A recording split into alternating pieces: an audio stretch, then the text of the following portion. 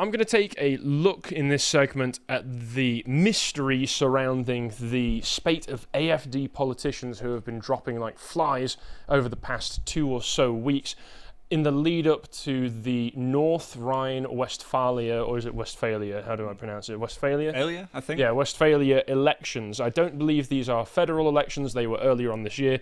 These are more municipal and local government style elections. In the lead up to presenting this segment, it had been capped at 6. AFD politicians had all died within very close time to one another. Now, about 20 minutes before this podcast began, another one was confirmed to have died, a 7th one. So the question is, are there suspicious circumstances surrounding these? Or is it just the case, as some like Carl have suggested, that the AFD is just a bit of a boomer party filled with older people with medical conditions, and while unlikely, this is just a coincidence that's happened? I'll take us through the information, and you can make your own mind up. But something I will try and get you to do right now, you don't have a choice in this. In fact, you're going to buy Islander 4 while it's still available. Now, before we came on as well, we looked. Some people on eBay are already trying to sell this for hundreds of pounds. That exact issue. With this exact issue, with a small shipping fee. Now, I don't know why you would want to go on eBay and do such a thing when we still have them available for the low, low price of £14.99. So months from now, when this is no longer available from us officially, and you think to yourself, oh boy, I wish that I'd bought a copy of Islander 4. Maybe there's still some available for resale. And you go on eBay and you find people flogging them for £400. You'll be kicking yourself that you didn't pick it up while it was still at the ever so reasonable price of £14.99. Do you want to be a sucker? Do you want to be a moron? No. Then buy Islander. Said my piece on that. So the news that's been going around, again, this is all stuff that I had collected right before it was announced that a 7th candidate had died, was 6 AFD candidates died suddenly and unexpectedly before these key state elections. 4 of them, I believe, were primary candidates. 2 of them were reserve candidates that were potentially standing. Now, people like Tommy have been boosting this. Another candidate has died unexpectedly ahead of the local elections, making the 4th such case nationwide. So this has been building up. So this was on the 1st of September. We're 2 days out from that, and more keep happening. As the German outlet WDR reported, AFD's direct candidate for the council in Blomberg, 66-year-old Ralph Lang, died on the 28th of August. His death automatically rendered invalid polling cards and postal ballot documents already sent out, putting pressure on the city admin to reprint and resend them in time. So this, as is stated here, is causing a little bit of an issue with the elections because lots of people will have, or potentially already, I believe the elections are being held on the 14th of September. So they're sending out everything, including postal votes. So they're going to have to change everything around, get candidates taken off of these, because you don't want people who don't pay attention to the news. Yeah. I question why those people are allowed to vote, but still, people who aren't paying attention to the news don't know that this candidate has died and are just going to tick because it's AFD. You don't want them voting for a dead person. It would be kind of like Uno Reverso on the Biden situation back in 20... But that's neither here nor there. Mario Norfolk was posting about it as well. Again, it had ramped up to 6 of them. The police have said that there's no sign of foul play, but the cluster raised suspicion inside the party, with leaders calling it statistically striking. Now, there was one phrase I saw repeated over and over again with this, which was statistically striking / statistical impossibility. I mean, it is a bit weird. It is very rare that in the month leading up to this election, just 2 weeks out from it, less than 2 weeks out, all of these people would start to die all at once. Now, again, I decided to look into how statistically striking it would be, or if it was a statistical impossibility. Carl was asking people about it as well. Here are the names of the 6 who died, not the 7th included, in this and their cause of death. So you have ages ranging from 59 to 72. There are two that we don't know the age of. One was deemed a self-ending. One was, and the rest are sudden and unexpected or kidney failure. It seems that some of them might have had pre-existing health conditions, which might have potentially contributed to all this. So what I did, and I don't ever use Grok because it can and it will just lie to you, like all of the LLMs, right? Because they're not actually having a conversation with you. They're guessing words that they think would fit after being given a question, right? But I thought if there's one thing that this is going to be good for, it's calculating percentages, calculating chances. If I just give it basically a mathematical equation to solve for me, it should have the computing power to do that. And so I just asked, okay, given this scenario, given these circumstances, what is the chance that it would be all due to natural causes? How often would you expect something like this to happen? And it gave me a result back that was anywhere between, depending on certain variables, the highest chance that you would have of all of this happening normally, it gave a 1 in 100. So quite low chances, but still possible. With different variables, it said it could go anywhere as low as 1 in 42 million. Right. Now, taking it up to 1 in 100, that means that it's possible, but unlikely. And now that we have a seventh name to add to this as well, well, then it makes it slightly more unlikely as well, even at the highest chances of it. So, again, all we know is what the media is reporting right now. The police have just immediately said that there is nothing to be concerned about. It's all just due to natural causes. And to be fair as well, in a large-scale election like this, I believe there's about 20,000 candidates being fielded for elections. And of those, about 1,000 to 2,000 are in the AFD party. So of the candidates being put forward, it is still a very small chance. However, we also have to recognize that the AFD is a threat to the German establishment, has been recognized as a threat to the German establishment, where the German government was admitted to spying on the AFD earlier this year, and a lot of AFD candidates and members have faced explicit calls for violence. It's almost seen to be permitted to be violent and aggressive and abusive towards AFD candidates. So there is potentially reason to suspect foul play, even if the police haven't said anything about it. Given the information that we have right now, it's kind of something that you have to make your own mind up about, and I apologize for doing that. I don't know how that happened. I think that's the same link again anyway. Oh, wait, no. Yeah, it was the same thing again. It was the same person who was posting this under here. And again, this is on the latest. This is on the latest one. So this is from a German website. So it's saying it's risen to 7. I didn't have chance to look over this before we came on because it happened right before we started broadcasting.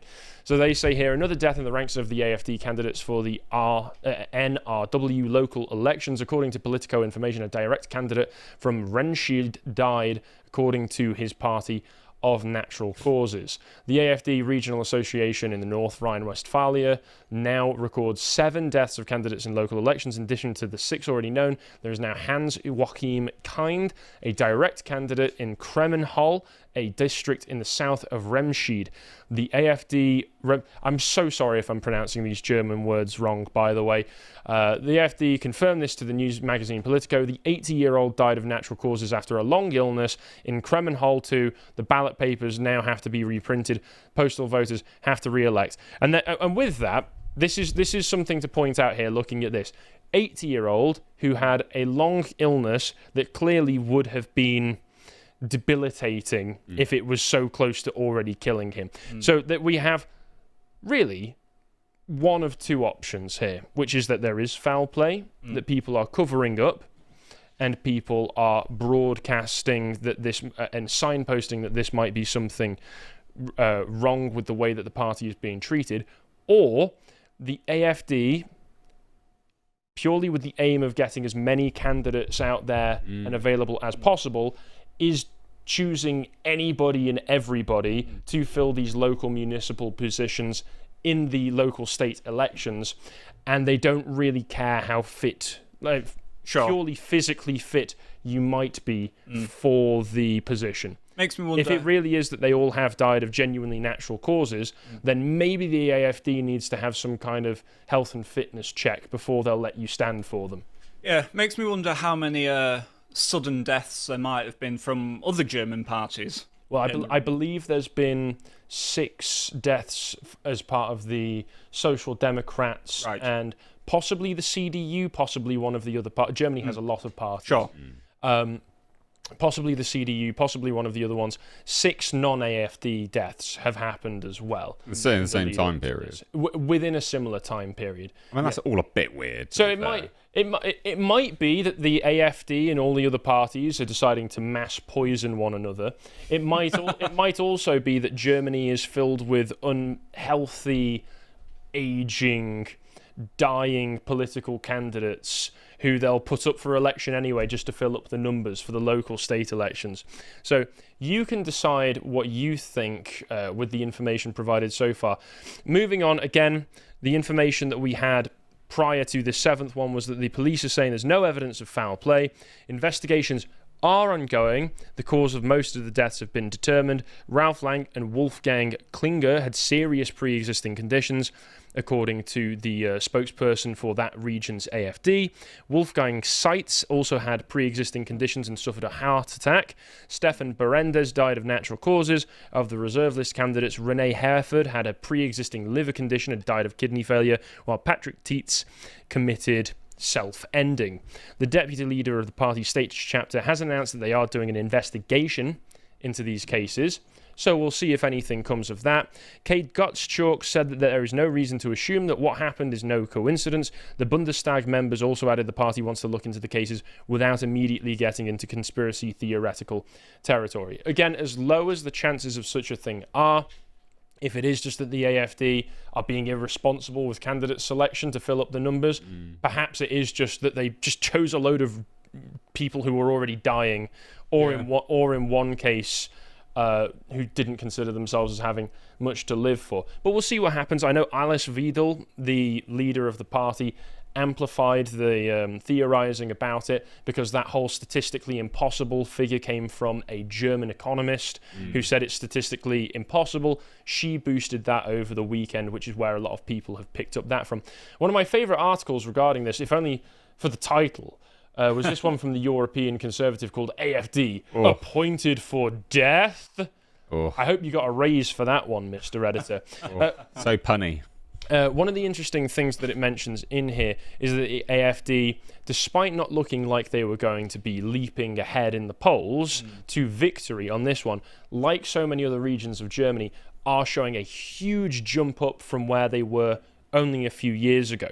So they say the AFD isn't a threat to win in these upcoming local elections. In North Rhine-Westphalia, the Christian Democrats are comfortably ahead of the pact, polling at 36%, followed by the Social Democrats at 23%, but the AFD, such a new party, is in 3rd place with just shy of 16%, and that's up from a few years ago when they were polling at like 1 and 2% before things got quite as bad in Germany as they have now, because of course every single year things get worse and worse, a bit like compound interest. The more invaders that you have in your country, the more things get worse and more quickly at that.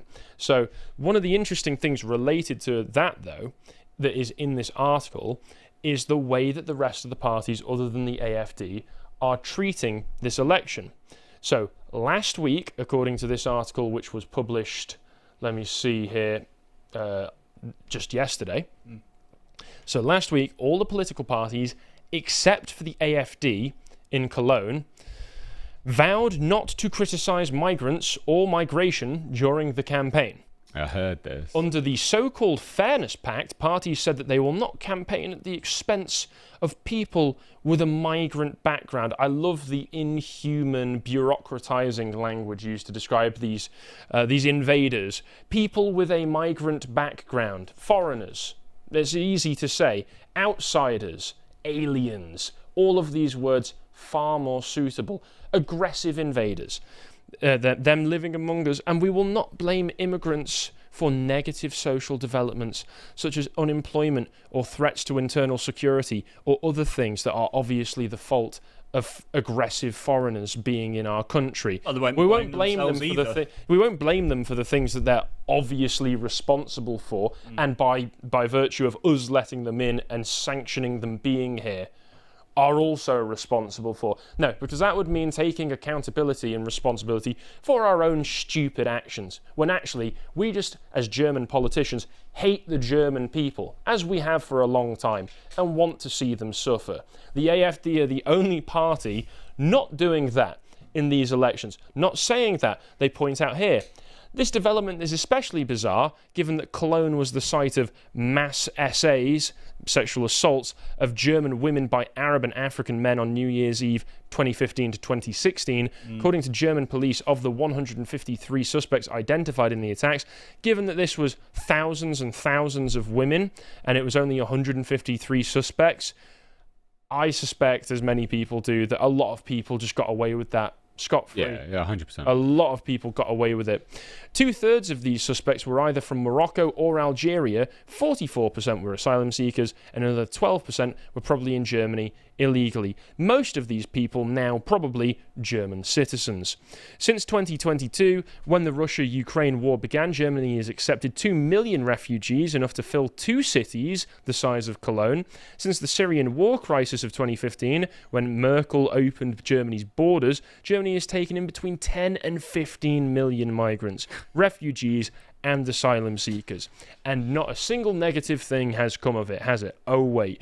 Germany's total population is around 84 million. According to official statistics, almost 20% of Germany's population is foreign-born, or born in Germany to foreign-born parents. But of course, they've got a little piece of paper that says that they are just as German as Frederick the Great was. So you can't criticize their actions because they're all the same. We're all the same, aren't we? On the inside and outside. The only thing that separates us is just the different shades that we come in, and maybe the different or susceptibility to certain diseases. Everybody knows that evolution stops right there, because that's how nature works. A January national poll showed that 2 out of 3 Germans believe the country should have permanent border controls, with 57% wanting to refuse all foreigners without proper papers, even asylum seekers. That's weak, moderate, just refuse all foreigners, even other Europeans. You guys need to sort yourselves out, and for a while, just like most other European countries do.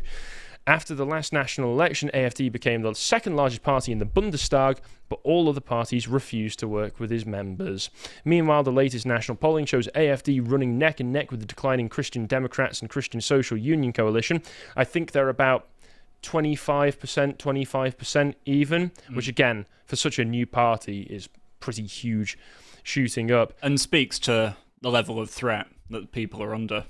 Yeah, and they point out here as well that Thierry Breton, former member of the European Commission, said on television in January that if German voters chose badly at the federal elections, that is, get the AFD in a majority, the EU was prepared to annul the election. We did it in Romania, quote, here's the quote, we did it in Romania, and obviously we'll do it in Germany, end quote. Oh, not at all authoritarian, not at all fascist. Undemocratic. I love democracy. How ironic. But on the whole thing of, like, you know, they're not wanting to criticize migrants or migration unless you're the AFD. You know, that really makes sense in a country where you just get constant, harrowing, horrifying headlines from Remix, which is possibly the most black-pilling publication next to the Lotus Eaters out there. Like this one, Germany, Lebanese man jailed for 4 years for assault of 2 teenagers he wooed on Snapchat. Disgusting. Beautiful. And of course, he got other people involved in it. Germany, 19-year-old woman gang raped on top of her own vomit by 3 men who are now standing trial for attempted murder. This one, I think, is basically a repeat of reports that came out last year, but now they've got the official statistics confirming everything that they already knew. So this article was published 4 weeks ago, but it's confirmed now. Record number of gang rape suspects in Germany in 2024, with over half being foreign nationals. And again, foreign nationals, as far as I'm aware with Germany, simply means they don't have a German passport yet. Yes, it's going to be higher. Yeah. And if they do get caught and they do get charged with something, let's not forget this case from last year where 8 of 9 men convicted of the gang rape of a 15-year-old in Germany received no prison time. And just to remind everybody how brainwashed Germans have become over the past few decades to believe that they deserve this. One of the arguments made by a psychiatrist, Nala Samai, who reportedly appeared before the court as an expert witness, one of the excuses given for why they did this and why we shouldn't be surprised that they did this, should accept that they did this, and in fact should feel bad that we forced them to do it to us, was in an interview with Der Spiegel, the gang rape may have been a way to vent frustration due to migration experiences and socio-cultural homelessness. Dr. Samai said perpetrators who live on the margins of society, completely uprooted culturally, linguistically, and socially, could face a mix of emotions, anger, sadness, powerlessness, depression, fantasies of grandeur as compensation to attempt to cope with one's own misery and drug use. Disordered, unprepared migration experiences and socio-cultural homelessness increase the risk of addiction and psychosis, and also sex as a means of venting frustration and anger. Therefore, you did it to yourselves. You did it to yourselves, Germany, by letting these people in the first place and just not making them feel welcome enough. You didn't give them the right hug box, according to this psychiatrist, who supposedly was an expert witness in this trial, in which a bunch of gang rapists, all but one, got off with no prison time whatsoever. Monstrous. And that is why it is important for there to be at least one party in Germany who are calling this out, who are speaking about this unashamedly, and not allowing the brainwashing that has happened to them over decades to give up, lay down, and let themselves be abused. When it comes to this whole deaths thing, you can make up your own mind on that. But if you are in the state where they're going to be electing these people, I mean, who else are you going to go for, right? Who are the men that pick for scraps amongst the ruins at the end of history? You should know, because you encounter them every day. Between the towering buildings of a fallen empire, we find the Fellahin, the historyless men, who know nothing of the turning of the cosmic wheel and find themselves outside of civilization itself. Cut loose from the great chain of being, they represent the loam into which our dying culture will return. That is, unless we choose to take up the burden once again. This Fellahin condition is the subject we explore in issue 4 of Islander magazine, on sale while stocks last and available worldwide at shop.lotuseaters.com.